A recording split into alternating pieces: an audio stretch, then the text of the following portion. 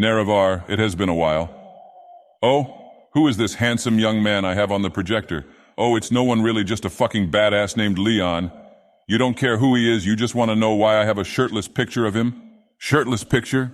What the? My apologies, it seems I had my hentai folder open. Anyways, today I'm going to be reviewing Resident Evil 4 the original. Recently I played the game for the first time. I really enjoyed this story. As Leon explores the quaint village, he encounters a bunch of crazed villagers who remind me of cliff racers with pitchforks. They're not the brightest creatures, but they certainly have a knack for shouting in a language I've never heard before. Espanol? I have no clue, probably made up, but they shout in this spicy English before lunging at poor Leon. Our hero fights valiantly, though, armed with a variety of weapons that make Sunder and Keening look like rusty spoons. Along the way, Leon meets a mysterious merchant who seems to pop up everywhere. He must be using that noir magic I've heard so much about. He's often offering an assortment of weaponry and upgrades. This guy is like a skooma dealer, always ready to provide you with a fix when you need it most. I can almost hear him say, "What are you buying, Nerevarine?" Anyways, Leon uncovers a sinister plot involving a cult called Los Illuminatos. Their leader, Osmond Sadler, is like a power-hungry Dagoth or wannabe, except he's missing the epic pussy-melting mask. Sadler plans to infect the world with a mind-controlling parasite, which makes my heart of Lorcan tremble with laughter. Oh, how original. How about you get in line and take a number ball, Sackler? Leon will call you up for your ass-kicking in due time. The bosses in this game felt refreshing compared to modern-day games. The El Lago boss fight, for instance, sent shivers down my spine. Imagine a massive, ferocious lake monster lurking beneath the surface, ready to strike. Now imagine your anchor got stuck in its left ass cheek and it's dragging you around at Mach speed. The battle was intense as Leon desperately tried to evade its monstrous jaws while finding the perfect opportunity to throw his spears. It reminded me of the treacherous beasts in the depths of Red Mountain. The Noirs, I mean. Moving on, the encounter with Vitores Menendez, the towering henchman, was filled with adrenaline. His imposing presence evoked memories of Dagoth Gares, an equally formidable adversary. The battle required cunning and precision. It also required your asshole to get perforated by his monkey bar swings. But honestly, seeing him continue to fight after losing more of his body each phase was very cool. As for old man Napoleon Bonachart Salazar, his fight was a bit lackluster in mechanics when I realized I can stand still if I don't miss a single shot on his eye with a strong enough weapon, but I loved him as a character. An honorable mention is his atrocious fucking Roachman guards from Men in Black. I died over and over again waiting for the door to open when I finally realized I had to click on the door first and then wait a minute for it to open. Truly not my brightest moment, but come on, this thing is pretty fucking intimidating. One boss I found pretty interesting was Krauser. The first time you fight him, he is a normal man using explosive crossbow bolts, but when he mutates his arm, he uses a bladed fan-like protrusion to attack and block. I wasn't happy he would block my bullets, but damn did he look cool while doing it. His character was pretty solidly written for what few times he spends talking. Finally, the ultimate confrontation with Osmond Sadler, the cult's leader, left me in awe. His mutation into a grotesque monstrosity was a sight to behold. The battle was a test of skill and having a lot of fucking ammo, almost akin to the battles waged against Dagoth in the heart of Red Mountain. With every strike and dodge, I felt the weight of destiny upon my shoulders and sweat in my palms. Because I really didn't want to die and have to restart for the 50th fucking time that day by the Divines, how my controller would have exploded on impact with the Akulakan's ribcage if I died one more patty flipping time. One thing I thought was weird was suddenly Ada found a RPG with a special missile designed to destroy the Las Plagas parasite. Bit of a Deus Ex Machina moment, but Ada does that a lot.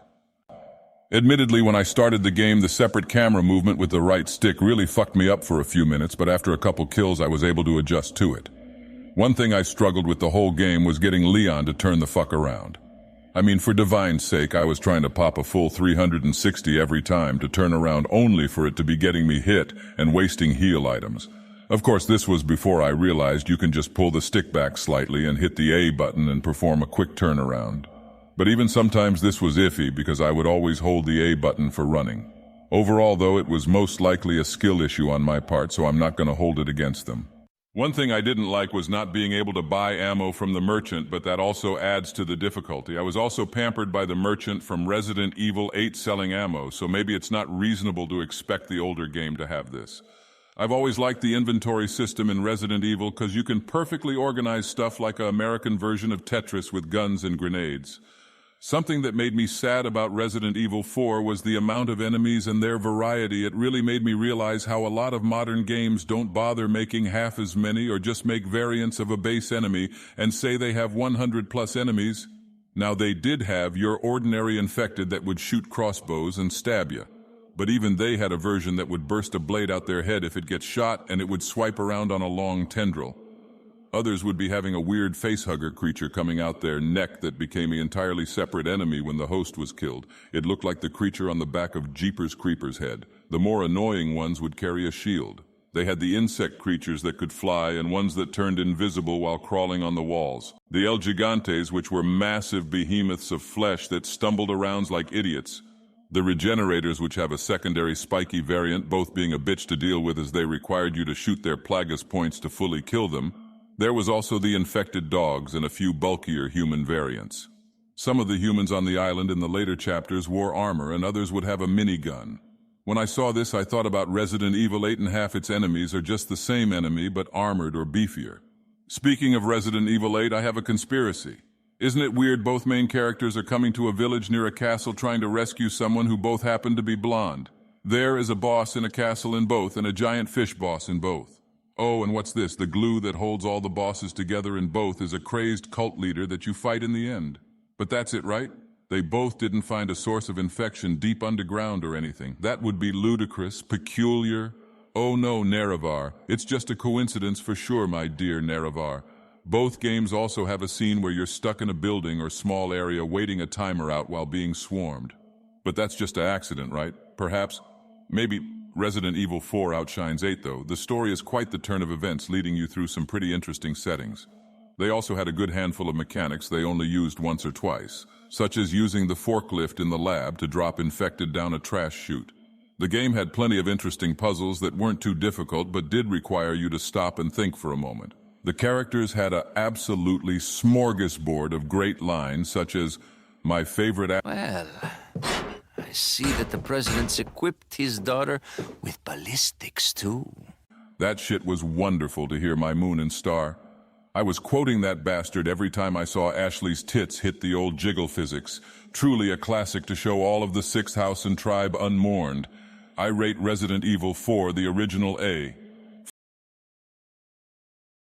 5 ash yams out of 5. Yes, Nerevar, I think it's worthy of such a high accolade. You think I'm stupid?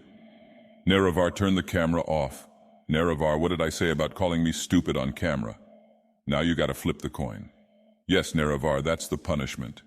Heads? Well, Nerevar, heads means you have to snort a line of Telvanni wizard shit and then butt-chug 5 scalding hot cups of Colovian Joe. You wanna flip again? Nerevar, my friend, my pal. My backstabbing ex-lover bastard fucking traitorous piece of... I apologize, I got carried away, but I can assure you Tails is much worse. Come and look upon the heart, upon the heart. Oh, oh, oh, I'm a god. How can you kill a god? What a grand and intoxicating innocence.